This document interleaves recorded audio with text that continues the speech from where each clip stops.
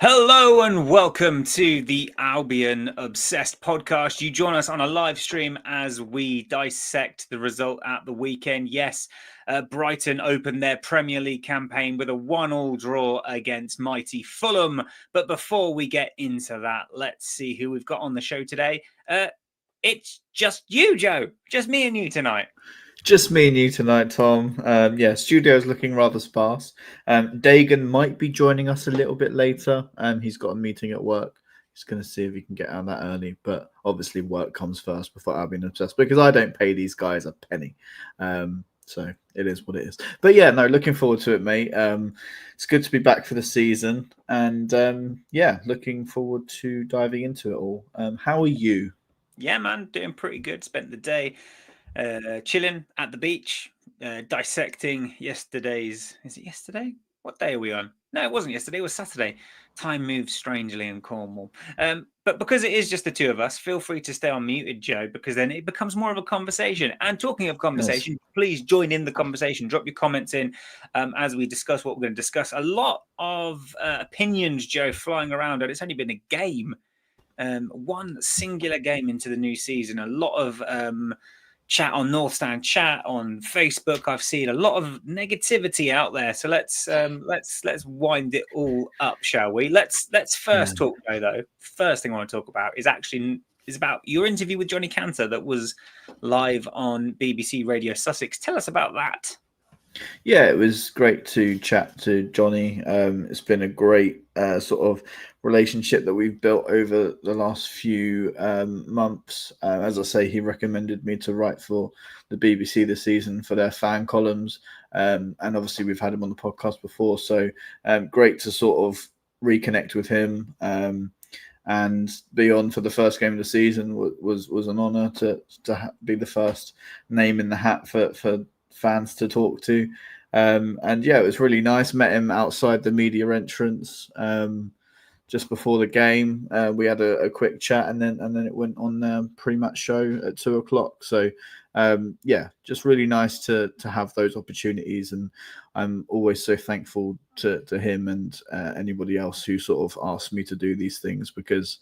As you know, Tom, it is the dream to work in football media for myself. So it always feels like that one little step closer with all of these sort of things you put under your belt. And to talk about the Albion as well, it's just, a breeze for me. So it was really nice. And not to blow smoke up your ass, but you came across very well. I didn't listen to it until after the fact because the Brighton and Hove Albion app and the media player on the internet on the very first day of the season wasn't working. So that couldn't get more Brighton and Hove Albion than that. We got all these money to spend on 17-year-old Greek players, but we haven't got the money to make sure the blooming audio works on the first game of the season. So yeah, that was rather frustrating. Let's talk about the starting 11, Joe. No surprises for me at all. I think it's pretty much exactly as we thought, minus maybe Danny Welbeck. So just to remind you all, Verbruggen in goal, Wiefer at right back, then John-Paul Van Hecke, Lewis Dunk and De Kuyper making up a back four, then Ayari and Baleba in the middle with Minte one side, Matoma the other, O'Reilly at 10, and then Rutter at striker, something that we are going to talk about a bit later, Joe, because he has been talked about quite a lot by Brighton fans in that position. So any surprises for you in that starting 11? No surprises really, maybe except for the fact that Jorginho Rutter was played as a 9, but then that surprise was taken away given that he played that role in pre-season. So you can kind of understand why he started there.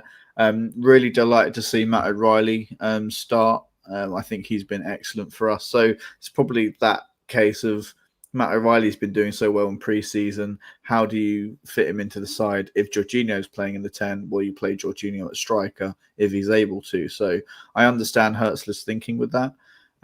It's just that a lot of the stuff that Jorginho is good at, you lose when he's sort of stuck being a 9. I think you still get his good pressing energy as a 10, and Welbeck can sort of stay immobile, if you like. I know he's not completely immobile, but you can still allow Georgie to lead the press.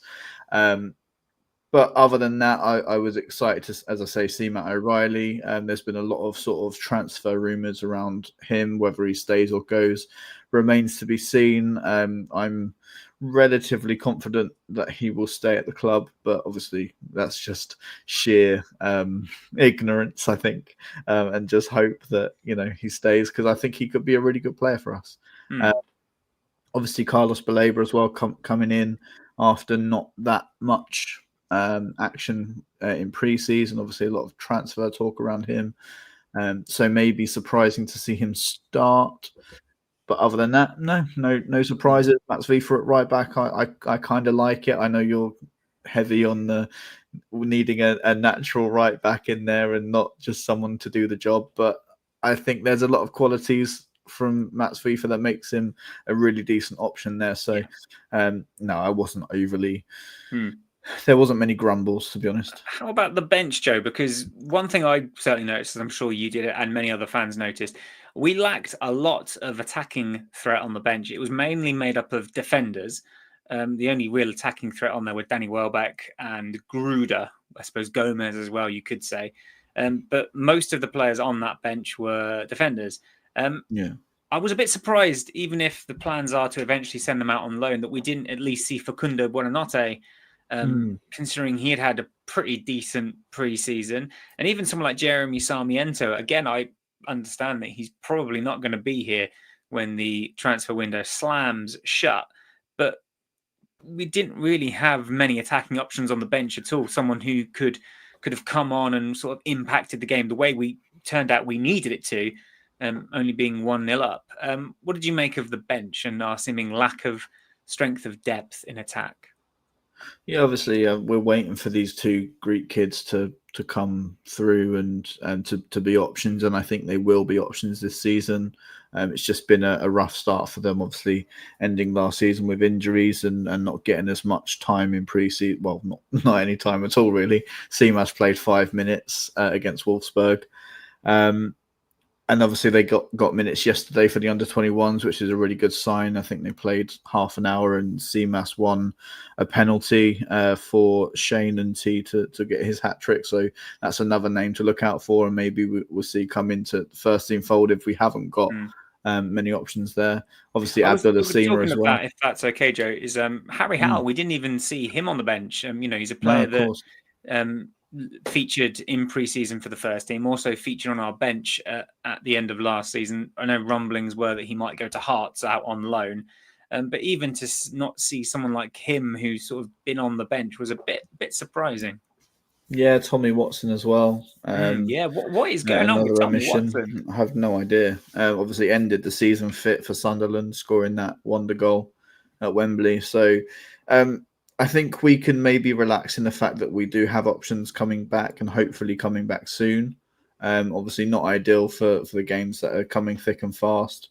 But obviously Kadioglu can play in a more attacking role and did so on both flanks. When Gruder came on, he was switched over to the left-hand side. So as we've said, there's options to play there, but they're not the options that you'd really opt for or Hertzler would opt for. So yeah, I think it's just patience and hopefully getting these guys back in as soon as possible. One thing then, Joe, I suppose, is actually, no, I'll come back to that a bit later. So, Joe, give us a rundown of the match, if you will. I'm going to mix things up slightly today, as it's just the two of us. You were there in the flesh. Unfortunately, due to the Albion app not working, I wasn't able to listen. I did manage to catch the second half, but I was keeping up with text commentary for the first. My first half understanding is poor. So why don't you just give us a brief rundown of your perspective of the match, if you will? Yeah, in fairness, not much happened in the first half, so you probably were quite good to miss it. Obviously, it looked as though it was going to start perfectly for us. Minter was on the end of a nice move that resulted in him scoring, but it was offside. So I think something that I was saying to the people around me was that I felt like we really needed an early goal on Saturday to settle the nerves for one, and to make Fulham come out and play us a little bit. And the way the game went sort of played into Fulham's hands a little bit. They wanted to peg us back, and they wanted to disrupt our rhythm, and they did so. Marco Silva noted that maybe Fulham weren't as ready as he would have hoped. But in fairness to him and his players, it looked like they were more ready than they gave each other credit for, because they seemed to be matching us on the pitch defensively. They didn't have much going forwards whatsoever, to be honest, and it was never a worry that it was Fulham to be the ones to take the lead. Albion were knocking as much as they could, just without any result really, and that sort of continued into the first couple of minutes in the second half. One funny thing that people noted around us was in the second half, Calvin Bassey was like right near us, and his shorts had a major wardrobe malfunction. They were about 4 sizes too big for him, and they kept slipping down his bum. And I'm shocked that they didn't end up on the floor. So yeah, that was quite amusing. The football is dull when Exactly. wardrobe malfunctions are, I've got one of my fellow Finalysis people in the chat. Hello, James. How are you doing, mate? But as I say, it goes to show how sort of maybe unexciting the football would have been, that you would have preferred to have commented on the wardrobe malfunction of a player rather than watch it. I think it's fair.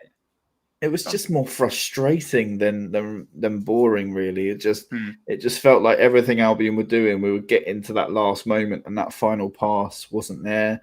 The ball didn't seem to want to go with our attacking players as they would have hoped. I think there was a few times Matoma sort of looked as though he was trying to move a 2-ton brick with his foot rather than a football. So yeah, it was just really frustrating, and I think the frustration led to looking for other things to silence it.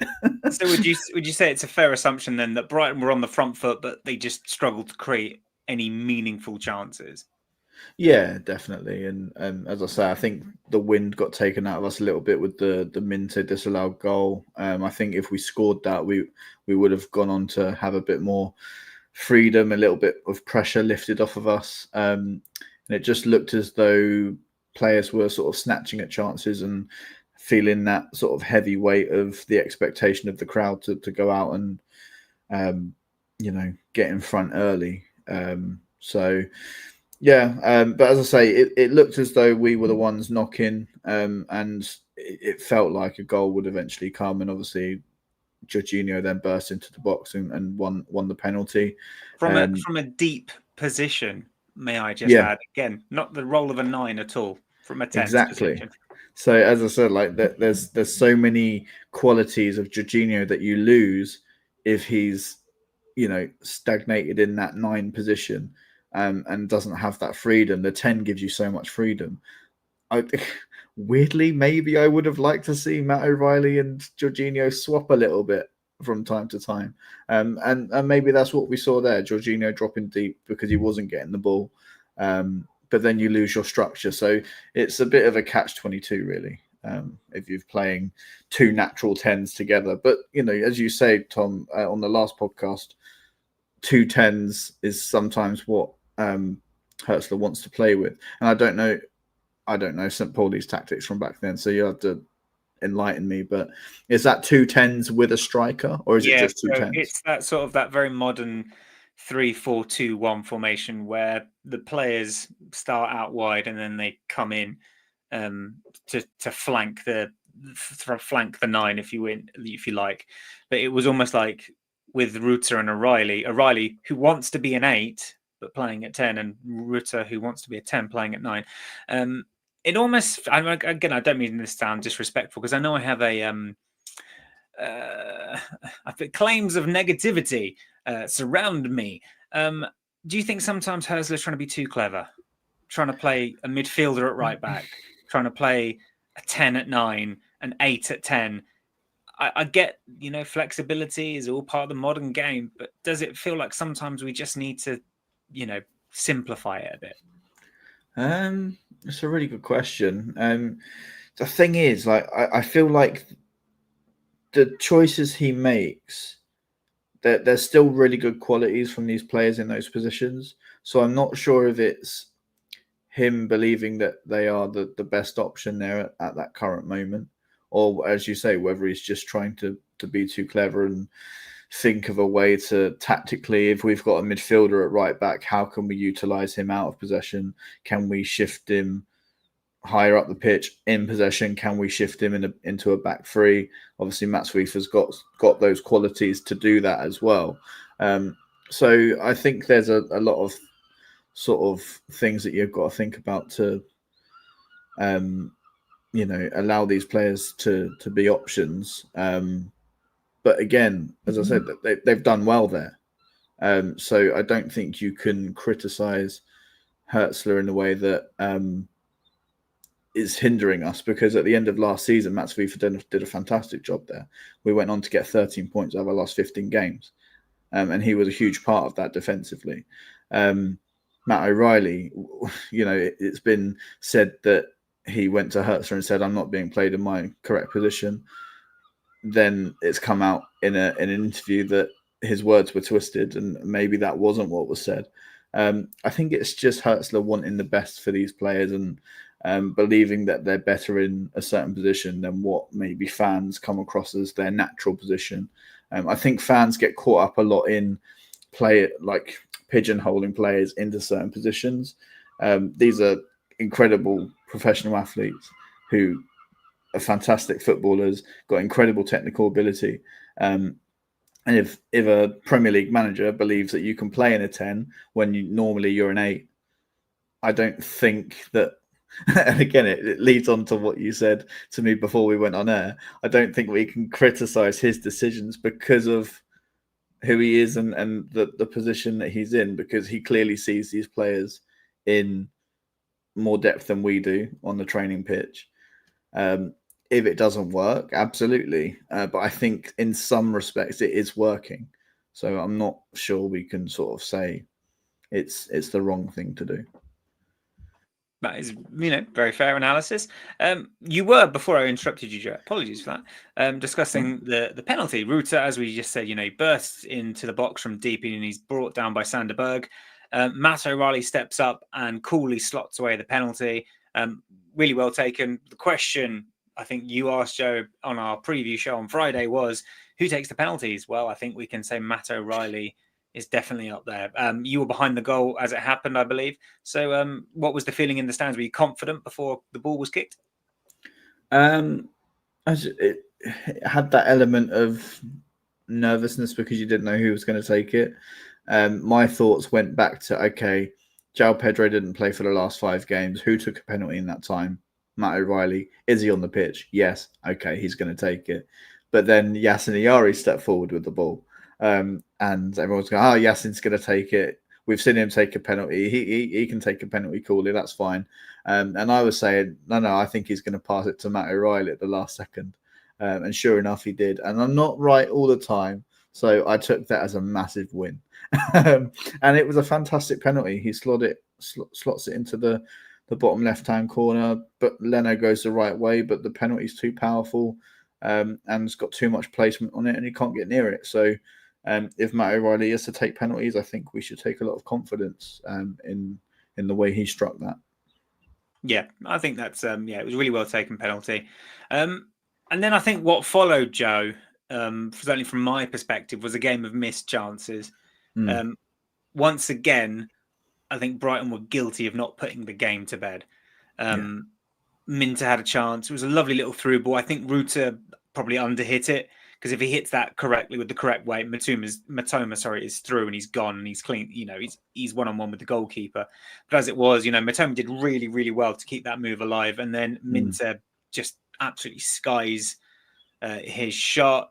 Gomez had a powerful effort when he came on that squirmed under Leno, but Leno managed to claw it back. I thought that was thought that was going in. Yeah, likewise. I think Gomez had another opportunity late on, as did Gruder.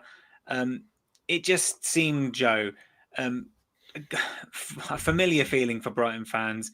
1-0 up at home. It doesn't feel safe, does it? No, and there's always that air of, oh gosh, it's going to happen again. We're not going to see a game out. But in fact, there's, as you say, Tom, there's been a lot of negativity after the game. Oh, look, it's happening again. Brighton can't see a game out. Game management isn't there. But actually, I thought Hertzler managed a pretty perfect game. He brought on experienced heads when he needed to. He utilised obviously Gruder and Welbeck as the attacking options to bring off the bench. Kadioglu was a great option because then it allowed Gruder to come on later. That's the only change I didn't agree with. I thought Kadioglu should have come on, but I thought he should have gone to right back, pushing Mats FIFA into midfield. That's fair enough. No, I say that, and I genuinely thought Mats FIFA had a really good game. I genuinely did. But I think if you're going to take off, the defensive, let's be honest, there's a reason we've put over 100 million price tag on Carlos Baleba's head, because he is so good. Gomez is a very good player, but he isn't the same sort of defensive-minded player that Baleba is, in my opinion. I haven't seen that from Gomez. So for me, I would have put FIFA as a CDM, and I would have put Ferdy at right back. That's that only change I disagreed with. I'm not saying that would have changed anything, because I don't think it would have done, because neither of those players were at fault for the build up to the corner or the goal itself. But that was the only thing I probably disagreed with. Yeah, but then I think if Kadioglu hadn't come on as a right-handed player at the time he did, we wouldn't have been able to bring Gruder on, because Kadioglu then moves over to the left-hand side because Matoma came off, and then Gruder goes right. So, yeah, there's obviously we don't know that the plans Hertzler has to when he needs to make the changes, because it's but this is also what I'm saying, Joe, isn't it? It's about trying to be too clever. You've got a 10 at 9, an 8 at 10, a right back playing as a winger. It all becomes very sort of discombobulated. You've got players on the pitch, just play them in the natural position and just see what happens. For Gruder's left-footed, play him on the left. I know inverted wingers are a very in thing, and they have been for a while. But there's no harm in playing a natural left footer. I get you got De Kuyper, but De Kuyper is very two-footed. So everything that I've seen in his work in Belgium, he can come inside, he can stay wide. So, or even push Matt O'Reilly out wide. It's the options are there. But this is what I mean when I talk about maybe Hertz are trying to be too clever. You've got players all over the pitch that are out of position. And that's what I'm sort of scratching my head going, I'm not saying we wouldn't have conceded, but as well, like maybe we wouldn't have. I don't know.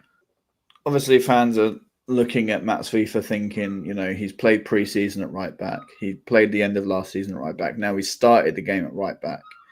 Does that mean that's a foregone conclusion that he's going to be the starting right back? And I don't think that is the case. Well, if that's the case, bring Veltman on, put Veltman at right back, and then and then you can still play Ferdy further up the pitch, because we know. I think we're waiting for Ferdy to come to a level where he can start every game. I think he was brought in last season as one of our main options, and looked as though he was going to starting, and then he had the horrible injury, and he only just got back onto grass a few weeks ago. So we're not going to throw him in the deep end and play him at right back straight away. We're going to wait for We're not going to play him in his natural position. We're going to play him out of position, because that'll help his recovery. Well, no, what I mean is not starting. I know what you mean. I'm not trying to be pedantic. It's just the head scratching of it. It feels like Herzl is trying to harp back onto like the Dutch teams of the 1970s and 80s, where it's total football. Everyone can play in every position. And I'm just a bit sort of like, no, just play the man at right back. Lewis Damp's striker next week. Don't worry. Yeah. Solly March in goal. Then, but anyway, we've got to talk about the goal then, Joe. And as you've sort of mentioned, I've mentioned it. A lot of blame is being passed around because of the goal, as as you'd probably expect from a frustrating draw as it was. Welbeck and Milner, as you rightfully say, and I say before I even say anything, if Hursley hadn't brought on those players and we had conceded, you can guarantee he'd be slated for not bringing on the wise old heads to help see the game out. So I think that's just worth mentioning. But Danny Welbeck doesn't track his man. James Milner, does he slip as Emil Smith-Rowe bears down on goal? He certainly sort of doesn't do his defensive work well at all. Emil Smith-Rowe has a shot that is deflected behind by Van Hecker, I believe. And then the corner comes in. Dunk doesn't nod it out, which has enraged a lot of fans. Milner loses his man at the back post, and Fulham equalise at the death. A proper gut punch, as the title of this podcast episode suggests. Massively so. And I think somebody timed 20 seconds after the full time, not the full time, after the 6 and minutes. Where did that 6 minutes come from? I know all subs were used, but 6 minutes? Really? Exactly. And then once we'd kicked off again, the full time whistle was blown within seconds. So it was very much last kick of the game. The most Brighton and Hove Albion way to start a season for sure. But we can sit here and blame everyone for not tracking their man, not doing this, not doing that. But at the end of the day, it's football and mistakes happen. And it's come to Rodrigo Muniz, and he's found the back of the net. So yeah, Dunkey jumps as high as he possibly can. Maybe there's some claims that maybe Bart hasn't come out and been as hasn't had the amount of presence that you would have hoped for, and come and claim the cross. But again, it could have been a really good ball in. So really frustrating not to see that out. I always felt like, as you say, with those missed chances, you give Premier League teams the opportunity right to the end of the game to score and to take something. And they were going to throw everything at that. They threw everybody into the box. It was so congested in there, and it's just fallen to the wrong man. And rather amusingly, Rodrigo Muniz then goes and celebrates with the wrong fans and jumps into the Brighton fans. So I don't know what he was doing there. Really frustrating, but I'm glad you mentioned the opportunity. Yeah, I'm glad you mentioned mistakes, Joe. And I'm also going to hark back to what you said earlier about Fulham's coach saying that they weren't ready. I felt that our game was full of mistakes. It was very sloppy. A lot of underhit passes, a lot of loose balls, a lot of overhit passes, a lot of heavy touches. So I think that I'm hoping that it was just us getting the rust out of our system. First competitive game for a while. But it just felt a bit sloppy. And I think I put in the group, the Albion Obsessed group chat afterwards, about how it wasn't a terrible game by any stretch of the imagination, but it also wasn't particularly inspiring. No. I think our views are skewed because it was a 96-minute equaliser as well. You get that extra bit of frustration, and you look back at the game with maybe more of a bitter view, and I think that's natural. But something good I wanted to point out is that defensively we were actually pretty okay. And obviously a lot of people were worried about high line, counter-attack, everything like that. Lewis Dunk was fantastic, won every single duel, one-on-one duel. Van Hecker was his usual self, breaking lines with his passes, really calm in possession, pushing up high when he needed to, dropping back in really important moments, and covering those areas really, really well. So I think there's a lot of things we did well. And I hate to sound like Graham Potter, and it's coming into Fabian's vocabulary as well. But we do need to look at all of the good things that we did, and take that on to Everton. And as you say, hopefully that rust comes out. First game of the season. I don't think it's time for us to instantly get frustrated just because our bogey team, in the most Fulham way possible, have taken a point or 2 points away from us. Obviously a point each. So Yeah, important for perspective, because if if it was the other way around and we equalised in the last minute, it would have been a good point. So it's, give and take. And you talk of perspective. I mean, at the end of the day, very tragically, a Brighton fan died after falling ill at the game. A 72-year-old man didn't make it home yesterday on Saturday. So a frustrating result by all means. But at the end of the day, there are more important things in life. So Absolutely. condolences from all the Albion Obsessed team to the family of the poor gentleman who was taken ill and sadly died at the match on Saturday. I also wanted to give a shout out to the fans that rose in the 57th minute to pay tribute to Keith Todd. Was voted Albion Fan of the Season at the end of last season, and unfortunately lost his life maybe a few months later or a few weeks later. And I thought it was a very fitting tribute for a man who clearly has given a lot of his time and energy to this football club. A lot of time and energy to his family and friends, who clearly, by the video that the club posted around the time, love him so dearly. Yeah, really lovely tribute, and I'm so glad the message got around to everybody to do that. And it was just, really nice. Perspective is always an important thing. Yes, everyone has the right to feel frustrated at conceding a 96th minute equaliser in a game where Fulham, barely showed up. But of course, let's keep it into perspective. Joe, if I could ask you then to pick one player of the match just to talk about in a positive or a less than positive way, that's absolutely fine. Any one player that you like. I don't want to get too carried away, and I don't want to get ahead of myself here, but I'm going to pick Lewis Dunk, because at the end of last season, people were writing him off. It's his time to move out the starting 11. I was one of them. I'll admit that. Even last week, we were saying, when is the time to transition away from Lewis Dunk and bring in Buscagli or Coppola? However, Lewis Dunk was, until the goal, absolutely fantastic yesterday. And I think we, as much as we criticise, I think we should praise as well. So for me, my player of the match was our captain, who was there for us all the time, and we should be there for him all the time as well for all the crap bits. So if there are moments this season where Lewis Dunk doesn't perform as well, remember, he's our captain, respect him, and criticise in the right way. Remember what he's done for this football club, and don't write him off. Because I think that performance on Saturday proved that you can't write Lewis Dunk off just yet. No, I think, I think you say that, right? Critique is fine. There's nothing wrong with critique. In a second, I'm going to critique a player. But it's about being honest and, you're not slagging someone off. So I'm going to pick two players because it's just the two of us. And if you want to pick another player after me, Joe, you can.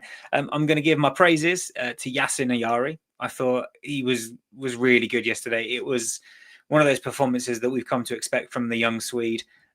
Full of energy, full of commitment, and tenacity. And that's what I really like about Yassin Ayari. And I'm really glad that he took his chance last season, and he's currently keeping the likes of Gomez and Hinchelwood sort of out of their natural positions, and Mats Vifa out of his natural position as well. So it goes to show you that how hard he must be working in training, and he continues to work on the pitch and on match days. I thought he's just getting better and better and better, and I think he's going to be a player for us in the future that we're going to really come to sort of covet, and he'll be a player that I can imagine will be picking up lots of interest over the course of the season. The player that I'm going to speak less glowingly about is actually one of the players I've just mentioned, and that was Gomez. I thought he looked incredibly rusty yesterday. Incredibly rusty. A lot of misplaced passes. I think it was the Gruder chance. Gomez he overhits it, so Gruder has to then come back on his weaker foot because the ball's gone wider than he intended. If he gets the weight of that right, Gruder's through on his left, and who knows what happens. There was a couple of opportunities where we're on the counter attack, and then Gomez just passes the ball out of play. Again, I'm hoping that maybe some cup action where he can start a game will help him get that sort of that match fluency and match sharpness back into his game. But yeah, he was a little bit underwhelming when he came on yesterday, should I say. Phil in the comments, I haven't been neglecting the comment section, guys, and I do apologize for that. What a terrible host I am. Phil in the comments has said Welbeck was unusually anonymous. Yes, Phil, yeah, I do agree with that. You know, a lot of criticism going his way for the goal, or the lead up to the goal, I should say. Perhaps, Joe, that's the reason he didn't start. Because one of the things I did want to talk about, Joe, is our strength in depth up top. And I know it's something we covered on Friday night, but for any potential viewers who didn't catch that show and after the first game of the season, I think it's fair to say that Rutter isn't a 9. Everything he did on Saturday that was the best of what he did from a deeper position. The penalty being a prime example of that, coming from a deep position, running into the box. Do we have enough strength in depth, Joe, with the window still open for another fortnight or so? You know, is it worth us looking at another forward? Because I think it's fair to say Danny Welbeck isn't going to be able to play every game this season. And I know the Greek lads are going to be coming back from fitness, but again, they're still teenagers. That's a lot of pressure to put on young shoulders. Is it worth Albion, in your opinion, dipping into the market to see if we can bring in another striker?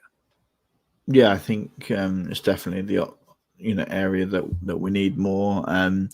It's clear what Welbeck gives us is that physical presence and that focal point in attack. But as you say, he's not getting any younger. I think it's maybe fair to say that if you're asking a 34-year-old to come on and make impact in terms of an attacking presence, and you've only got 30 minutes to do it, it's quite hard for him to get into the game that way. But you know, as I said earlier in the podcast, he's bringing on experienced heads to see out the game. And if he's at fault for the goal, that's slightly sort of counteracts my argument, really. But yeah, I think it's an area that, you know, you can't put that pressure on teenagers to lead the line, as we've seen with Evan Ferguson, who's now gone out on loan to Roma.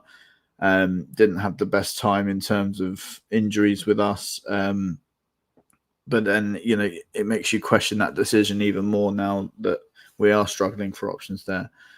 Evan Ferguson could have been perfect yesterday, playing with Georgie behind him. And I think that's going to be a big story of what could have been. But I don't think we can dwell on that. We have to look forward, and we have to think that the club will put Fabian in the best possible position to challenge for our targets this year.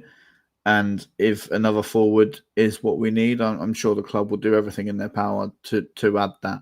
And I don't think the club have given us any reasons not to trust them in recent years in terms of recruitment. I think we've done maybe in the right back area, but I in think striker area, I remember 9 times out of 10 we get things pretty right. We do. I'll give them the club. And again, I'm not one to moan, but I distinctly remember. I don't know if you remember, Joe. We used to have an Albion Obsessed website. I remember writing an article about this the January we brought Dennis Undav, but then he didn't come in because he was still on loan at USG. I remember writing an article then about the club not bringing in a striker. Yeah, it's just, I think it's a position we've always historically struggled with, to bring in someone of like high quality, because maybe it's because players of that position, because of the nature of the role and scoring goals, we can't weave our usual magic of picking up young players, because they're normally snapped up by the big guns because they've been scoring hatfuls at youth level. But Rutter at 9 doth not butter no parsnips for me. I think the club in the last maybe 3 seasons have been quite unlucky in terms of their succession planning for the striker role. It was Evan Ferguson, right? We've had João Pedro for 2 years. He was excellent for us in the 10 out wide and at 9. obviously Danny Welbeck has been fantastic for us in that time. And the succession plan was for Evan Ferguson to overtake Danny Welbeck and become our regular striker, and that hasn't happened. So we always praise the club for being 1, 2, 3 steps ahead. Maybe we're a few steps behind, but I think we can maybe cut them a bit of slack because there was that succession plan and it just hasn't worked. And now we're looking to make that sort of make up for that with these 2 Greek kids coming in.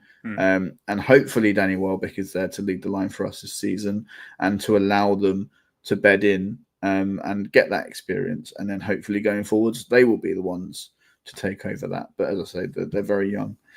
So maybe one more sort of 26, 27-year-old in that position would be nice, but they're extremely hard to come by, especially at this stage. I think you are right, Joe. And my critique isn't to criticize Bloom or Barber or that, and they've certainly got tons and tons and tons of credit in the bank because they do get things right more than often than not. I suppose when you've got the club's chairman and Tony Bloom coming out on the podcast and saying he wants silverware, leading the line with a 10, with the only other recognised striker being, again, who played a really important part last season, being an aging Danny Welbeck, aging as if he's like 70 odd. But I suppose it's saying one thing, but does the depth in striker reflect what Bloom is saying? I think that's what some more cynical fans might point to. I'm not saying that is the case. I think that it comes down to it that if you want to achieve Europe, the things that the club need to do is and again, the caveat of this is that last season, I think we were no other team picked up as many points from losing positions as we did.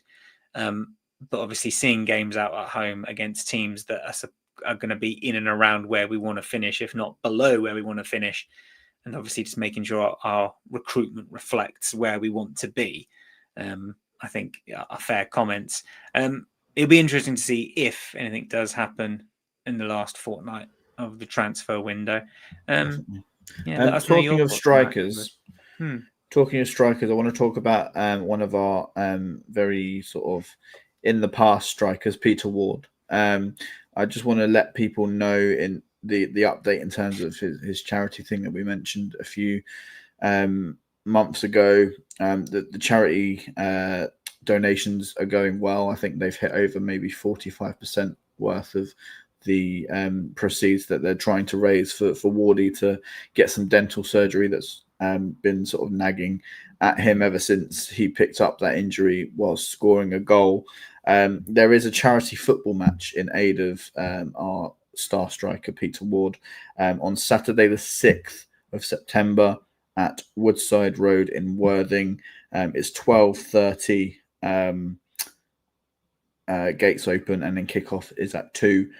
Tickets are as low as £3.69, £3.96. So it's going to be a fantastic afternoon. Get down there, support the fundraiser, and hopefully we can raise that money to get Wardy the help that he really needs at the moment. Would bring his boots, we could have more striker depth. Phil, you are of course right. We did have the most goals scored by the most team players last season. I think 4 players in double figures was that, or something, or close to that. And look, though, and a few of those extra goals yesterday would have been the difference. I think it's just, again, I think as Michael said, when you concede a 96th minute equalizer in a game that you feel like, you probably had the opportunities to score more and put the game to bed, and you don't. Perhaps there's more of a cynical or negative view of the game. I'm not saying that it was a terrible game. It wasn't. I also just think there could have been. And I think people are more than valid to react the way they did. I was absolutely gutted with a 96th minute equalizer, and I'm not trying to say that we're not allowed to be angry about it. I'm just saying that had it have been the other way around or something along those lines, that it would have been a good point. So moving on, I think you have to just accept it for what it was, Hmm. and hope that the next game will be better. But Because we're not. otherwise, you'll be like sitting there getting angry about something that you can't change. And I'm not about that life, Tom. I'm all No. zen and chill now. Do yoga. I'm joking. I don't. Yoga's I really good should. for you. You should. It's Yeah. really good for you. Let's look ahead then, Joe. Let's look ahead to our next game, which is against Everton on Sunday. We are going to be the first team Everton welcome to their new stadium. An interesting one for us. Everton are going to be up for this. First Premier League game in their new ground. They are going to be up for it, and they may look shocking, Michael. Yes, they certainly may do, but as I say, they are going to be all guns blazing, I feel, for this one. They've signed Jack Grealish. That's an interesting bit of business for them, one I was quite surprised by. What do you expect to see at that game? What are you expecting of our opponents? I expect them to come out the traps pretty fast. They want to get off to a perfect start at their new ground in the league. I know obviously they've played a few preseason games there. I know a couple of Everton fans, and they're really excited to go there and experience a league game. The new ground looks fantastic, by the way. I just give them credit for that on the docks there, and I think it's going to be a lovely place for the Albion fans to go and experience for the first time. And I hope that we're coming away from there very, very happy, Tom. So I think what we need to do again is to go there and play our game, get on the front foot early, silence the crowd, Yes. and spoil the party. I think we like to do that. I think we like it when things are slightly against us. Do you know what I'm going to look quite forward to? Seeing Dewsbury Hall, because that makes me smile, that makes me laugh, because he could have come to the Albion. Instead, he went to Chelsea for lots and lots of money, barely played, and now he's been shipped off to Everton. And yeah, interesting. I'm not sure he's going to be overly bitter about that with a Probably Conference not. League Let's be honest, he's title. probably a millionaire. So yeah, I doubt he Yeah, aims so at anything. I hope he fails, and I hope we succeed. Yes, Simple as that. I agree. They're playing Leeds as we speak, I believe, and we have it in the comments that they are looking absolutely shocking. Thank you for that, Yeah, Michael. I can't say I've looked at the game at all, but I just looked at the momentum map on FOTMob, Yeah, and it is all Leeds. yeah. As you'd probably expect. I mean, Everton so far have had no shots, no big chances created, and they've had 38% possession, and it's the 45th minute. So yeah, it's going to be an interesting one against Everton. But we all know, as I say, home game, new stadium. We know what that buzz was like when we first moved into the Amex, and obviously the crowd helped us roar onto that famous victory there.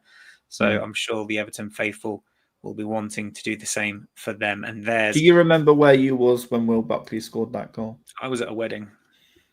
I was in my dad's living room because we couldn't get a ticket for love nor money. Yeah. And it came through on final score.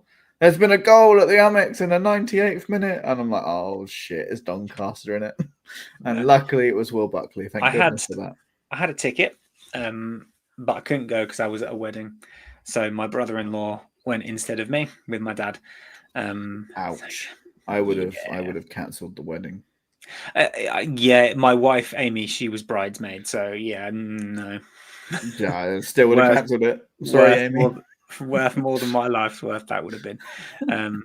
But yeah, so I'm going to come to it. If anyone in the watching us live has got any questions, fire our way. Phil just says that reminds me, during the fan forum, mention was made of an impending statement about the women's stadium, but nothing. Have I missed it? Barbara said expect something within the week.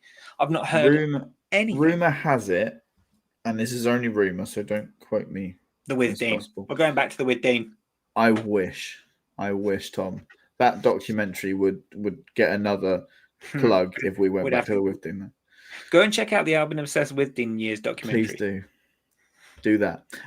Rumor has it they're building it on the big old grassy field that's just outside of the Amex. The big old grassy field. Grassy fields are notoriously grassy, Joe. You idiot. Oh my God. Yeah, they're building it on the field just outside the Amex. And I think that would be a really good thing for the club and the women's team for sure. If they can build that up to 10,000 capacity or whatever they're planning to do. I think they'll set it out every time with the women's team back in Brighton. I'm itching to be able to support them in person. I can't get to Crawley. I don't drive. I've got a 4-year-old, so you can't do public transport with those. And well, not for a long period of time anyway. And playing, I mean, we had the exact same thing with the men's team in the late 90s. You're a team based in Brighton. You should be playing your games in Brighton. And it's the perfect thing for the club to bring it to that sort of main hub. They can open the shop on the women's games days. They can open the terrace. So I think everything that's building up for that seems to be the option. Especially about once again the England women's team winning their back-to-back trophies. The momentum from the first one was completely lost. For all the talk about we need to make the momentum count. We as a club, Brighton Hove Albion, we didn't do that, and we have made steps in terms of like the signings we've made as for the women's team. But I still think more could be done. And I get 100%. A lot of naysayers will say it's about it not bringing in the same sort of revenue as the men's team. But it could if they were in Brighton. Yeah, exactly. And as you said, opening the terrace, opening the shop, all that. Well, I know the shop's open anyway, but you do all that sort of stuff. You can generate more revenue. And if you want to hear more about the women's team, go over to our friends She Goals, which I'm actually recording their podcast after this. So they're going to be timing me and charging me for the amount of time that I'm not with them. But yeah, go over to She Goals, shegoals.com, She Goals podcast. They're fantastic guys, and they talk about it in much more depth than what I ever could, because they go to all the games. They run fan zones there. They are doing excellent work, more work than the club are, to get more eyes on the women's team. So please go and support them. It would mean a lot. Yeah, please do that. Now, just before we sign off, Joe, can I please get a score prediction for the Everton game? You went with, I think, 2-0 with Fulham. What are you going to go with today? Yeah, that went well, didn't it? I will go with my heart, because Brighton and Hove Albion are within my heart and they bleed through my body, Tom. I'm going to say a 3-1 win for the Albion. Everton score early and we come back. Yeah, my heart says 2-0, as Michael puts in there, but head knows that momentum and occasion are powerful, powerful things, and Brighton have a habit of playing the occasion and not the game. So I'm going to say, with our potential defensive frailties, I'm going to say 2-1 loss in my head. Oof. But I was wrong before, so let's hope that the footballing gods are also going to curse me. So yeah, that's there we have it. But either way, let's just hope that Brighton have remembered their passing boots and their shooting boots, and hopefully, if we can, put Everton to the sword, that will waylay any fears about this season being a bit of a dud, which only a game in, I don't know how you can actually say. Some people are already, I see on North Stand chat, saying that we might be in a relegation battle. We've played 96 minutes of football. I'm just a bit like, how have you got from that to that? I've seen Hertzler out calls on social media. We will always. Someone said we will always do this as long as Hertzler is the manager. Sorry, so we will. So football will always have these moments. We've experienced these moments throughout all of our years of being Brighton fans. These moments happen. It's football. We get those moments sometimes. Other teams get the moments sometimes. It's just the way it is. I'm sure last season, as I said earlier, we were the team that picked up most points from losing positions, I believe, or one of the top ones. I'm sure the teams that we played last season would have said similar things in the 100%. Games against us. I get the frustration, and I do think there are times when the football under Hertzler has left a lot to be desired. 100%. But there were times under De Zerbi where I felt the same. Times under Potter where I felt the same. It ebbs and flows. I was his harshest critic last year, and I will admit it. At one point after the Forest game, I was like, "Is he the right man?" I'm not 100% sure, and I think I was right to think that at the time. but he proved to me and showed me that he is a much more able coach than what people give him credit for. The way he's learnt from those moments where we've lost leads in the last minute, the way he screamed at Purvis Estupiñán for blazing the ball across the pitch against Liverpool. There were moments last season where he showed us that he can manage games in the right way. So yeah, no worries from me at the moment. No, it's almost like being a real life coach is a bit different to playing FIFA on easy mode. No way. That's what they tell me. Groundbreaking news from Albion Obsessed. I know, you can always rely on us to break the big stories. But anyway, thank you very much for joining myself and Joe this evening. I hope you don't mind. It was just the two of us.